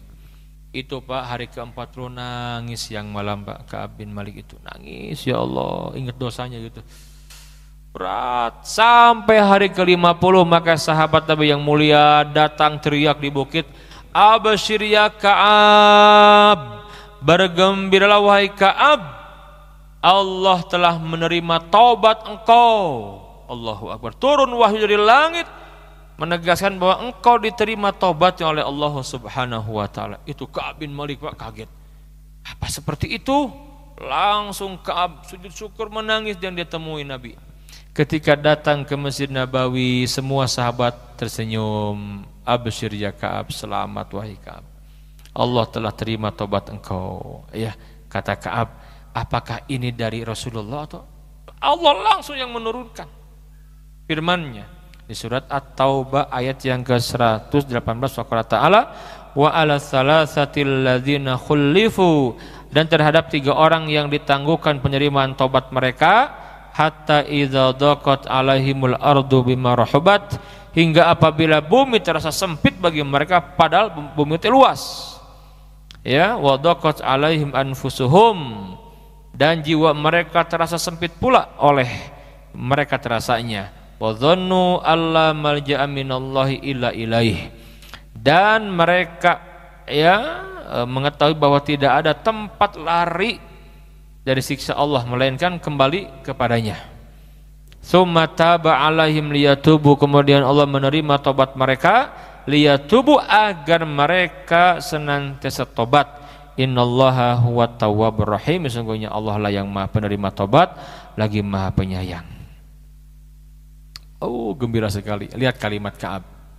Uqsim billah, demi Allah tidak ada yang membuat aku gembira dan bahagia setelah aku masuk Islam, kata Ka'ab. Tidak ada yang membuat aku gembira bahagia setelah aku masuk Islam kecuali ketika aku jujur dan Allah turunkan ayatnya dan dia sampaikan bahwa Allah menerima taubatku. Kata beliau, maka aku berjanji semenjak itu aku akan jujur sampai mati, enggak akan aku berdusta. Gitu. Dia merasakan indahnya kejujuran, luar biasa. Ini siapa nih? Ka'ab bin Malik. Ya, Ka'ab bin Malik. Baik, sebagai penutup, setelah perang Tabuk ini ada beberapa peristiwa. Yang pertama ada rajam bagi seorang perempuan yang berzina. Jadi Al-Ghamidiyah, ingat ya, ada kan orang-orang Ghamidiyah ini tahun ke-6 apa ke-7 awal-awal, dia berzina, datang kepada Nabi, ya Rasulullah, halaktu ya Rasul, celaka aku ya Rasulullah. Kata Nabi, kenapa celaka, bagaimana? Ya Rasul, aku berzina. Berzina, kamu sudah menikah? Iya, berzina. Kata Nabi, balik-balik, gak ada saksi. Datang lagi, ya Rasul, tahir nih, sucikan aku berzina, tegakkan hukum Allah atasku. Nggak ada saksi, balik lagi. Hari ketiga datang lagi, Pak, ya Rasul, tahir nih ya Rasulullah, apalah artinya selamat di dunia, di akhirat direbus? Nggak ada ya Rasul, nggak bisa lari dari hukum Allah, tegakkan hukum atasnya ya Rasulullah. Kata Nabi, baiklah, kamu sedang mengandung itu, iya benar, sampai nanti kamu melahirkan. Bayangkan Pak, 9 bulan datang lagi pas sudah lahir bayinya, ya Rasul, nih sudah lahir ya bayiku, ayo segera tegakkan atas aku had. Kata Nabi, anakmu itu punya hak atas kamu, kewajiban kamu, susui sampai 2 tahun, nanti balik lagi ke sini ya. Nah ketika Nabi pulang dari Tabuk ini nih, kan Rajab ini ya, pulang dari Tabuk ini Nabi balik ya, udah masuk Sya'ban itu Nabi balik. Maka si perempuan ini Pak datang kepada Nabi, ya Rasulullah, nih udah gede anak saya nih, sudah 2 tahun, dia udah makan roti, udah enggak nyusu lagi ya Rasulullah, tegakkan hukumku atas aku. Nah di waktu itulah pulang dari Tabuk ya, Nabi menegakkan. Kata Nabi, oke, kumpul semua sahabat, digali lubang kan, dimasukin, ditanam segini kan, tinggal kepalanya saja, tutup, lempari batu sampai meninggal. Ada sahabat yang saking semangat, dasar posisinya dilempar Pak, sampai keluar darahnya itu ya kan, karena kepala darahnya muncrat. Dasar pezina. Kata Nabi, gak boleh begitu, gak boleh begitu. Kata Nabi, seandainya taubat perempuan ini dibagikan kepada 70 penduduk Madinah, lakafathum, akan mencukupi mereka. Bayangkan 70 penduduk Madinah di zaman Nabi, berarti sahabat imannya luar biasa. Seandainya taubat perempuan ini yang di Rajab ini, yang berzina ini, dibagikan kepada penduduk Madinah, akan mencukupi. Bal ra'aituha fil jannah, aku melihat dia di surga justru, kata Nabi. Allahu Akbar. Ini orang-orang yang paham arti keselamatan. Apalah artinya di dunia selamat, di akhirat kita celaka.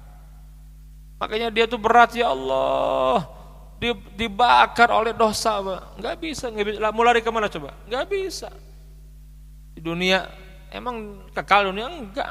Ini si perempuan ini paham arti keselamatan yang sebenarnya, ingin bersih kembali kepada Allah, dia datang kepada Nabi, rajam. Kata Nabi, bara'atu hafil jannah, dia di surga. Luar biasa. Itu orang yang paham akan hakikat keselamatan yang sebenarnya. Kemudian yang berikutnya adalah wafatnya Ashama bin Abjar ini An-Najasyi. Jadi ketika Nabi yang mulia mendengar, pulang dari Tabuk, mendengar kabar Ashama bin Abjar itu meninggal dunia, ini raja yang masuk Islam, An-Najasyi yang masuk Islam, meninggal dunia. Kata Nabi, aku melihat cahaya keluar dari kuburnya. Sholat gaib. Nah di sini awal mula ada sholat gaib itu begitu, karena nggak ada yang menyolatkan, karena muslimin sudah pulang semua ke Madinah, jadi dia di sana. Nah, dia masuk Islam, dia berjanji dia ingin ketemu dengan Nabi tapi nggak sempat. Kata para ulama, Ashama bin Abjar An-Najasyi ini bukan sahabat tapi tabi'in, padahal sejaman dengan Nabi, hanya nggak melihat langsung. Jadi jatuhnya bukan sahabat tapi tabi'in, karena hanya bertemu dengan sahabat tabi'in saja. Dengan Nabi enggak bertemu, keburu wafat. Nabi sholat gaib ini cikal bakal atau pertama ada syariat sholat gaib. Kemudian yang berikutnya Ummu Kulsum, putri Nabi wafat.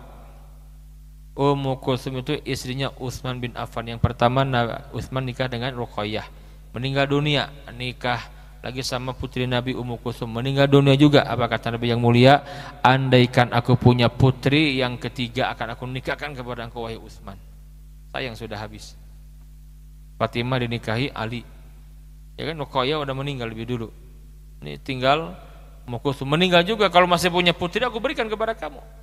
Ini menunjukkan keutamaan Utsman. Maka Utsman dikenal juga dengan sebutan Dzunurain, pemilik dua cahaya. Kenapa? Karena Utsman menikahi dua putri Nabi. Tidak. Ya, kemudian yang terakhir, meninggalnya dedengkot munafik Abdullah bin Ubay bin Salul. Dia mati, Pak.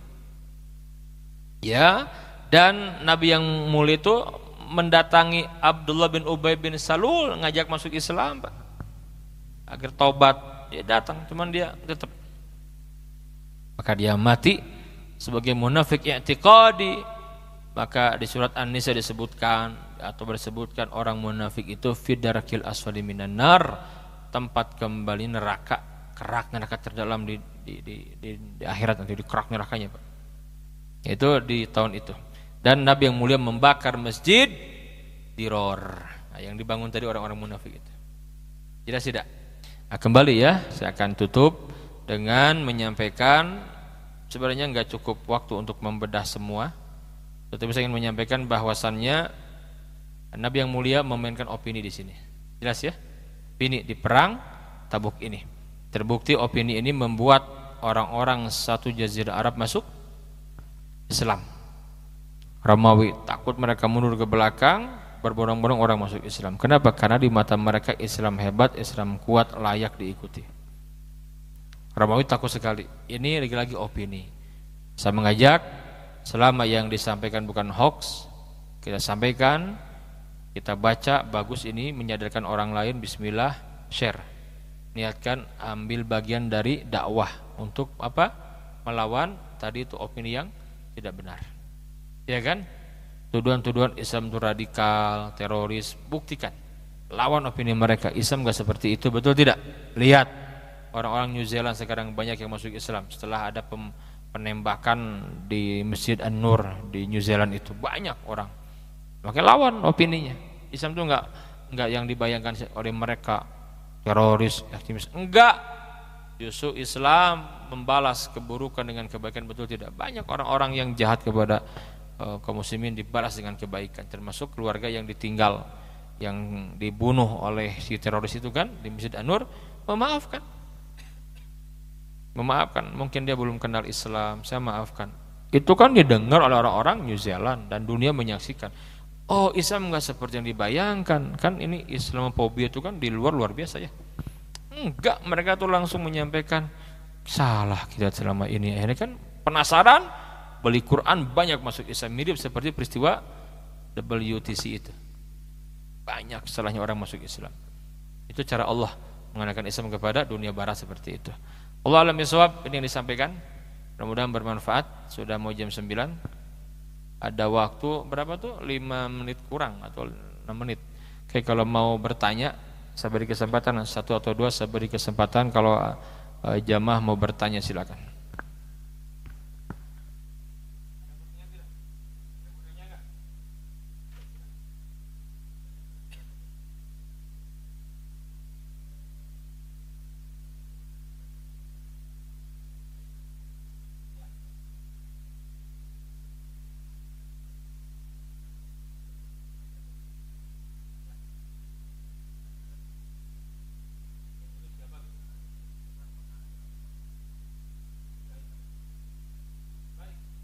Naam, ada. Nabi punya banyak sekretaris. Ada. Bahkan Ali bin Abi Thalib sering ngasih saran, ya Rasulullah, termasuk Umar, kita nggak akan terima surat kalau nggak ada stempel. Maka Nabi kan punya cincin, stempelnya di cincin Nabi, La ilaha illallah Muhammad Rasulullah. Nah, Nabi gini langsung khatam, kalau ada surat gitu aja Nabi. Stempel kan sekarang. Dulu udah berlaku itu, nggak akan diakui kalau nggak punya itu. Jelas tidak? Siapa di antaranya yang terkenal? Ada Muawiyah bin Abu Sufyan. Ini Muawiyah ini sekretaris Nabi, penulis wahyu. Pinter, cerdas. Ali bin Abi Thalib jelas. Siapa lagi? Zaid ibn Thabit. Banyak sekretaris Nabi. Jadi Nabi menyampaikan, yang nulis sahabat. Jelas tidak? Gitu ya. Allah alam bisawab. Masih ada tidak? Oke.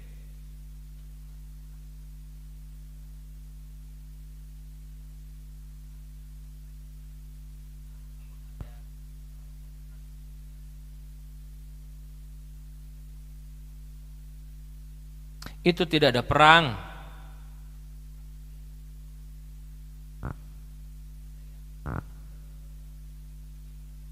Di perjalanan ada di perang Tabuk tuh ada. Kan luar biasa ya, medan ada yang sakit, ada yang meninggal. Cuman bukan meninggal karena perang, bukan, tapi karena memang sakit sahabat ini. Saking jauhnya medan kan ada yang sakit, Nabi turun ke liang lahatnya menguburkan, ada itu. Beberapa sahabat yang seperti itu. Karena saking dahsyat apa jaraknya. Tapi bukan meninggal karena perang, tapi karena memang sakit. Karena panjangnya jarak itu ada, bukan karena perang, bukan, karena memang sakit. Saking jauhnya medan yang ditempuh. Itu ya, Allah alam bisawab. Ada yang lain tidak? Masih ada? Cukup? Baik, kalau tidak ada terima kasih. Mudah-mudahan yang disampaikan menjadi pencerahan ya. Belajar sejarah bukan untuk mengetahui tanggal, tempat atau enggak, tapi kita mengambil pelajaran dari sejarah itu dan kita aplikasikan dalam keseharian kita, termasuk zaman sekarang. Dalam semua hal Pak, menarik kalau kita mengkaji sirah lebih dalam, itu menarik. Enggak ada yang baru Pak. Hanya pengulangan sejarah saja. Yang sekarang terjadi itu pengulangan dari masa lalu. Jelas tidak? Allah alam bisawab. Fa'tabiru ya ulil albab. Subhanakallahumma wa bihamdika asyhadu an la ilaha illa anta astaghfiruka wa atubu ilaik. Wa akhiru da'wana anil hamdulillahi rabbil alamin. Assalamualaikum warahmatullahi wabarakatuh.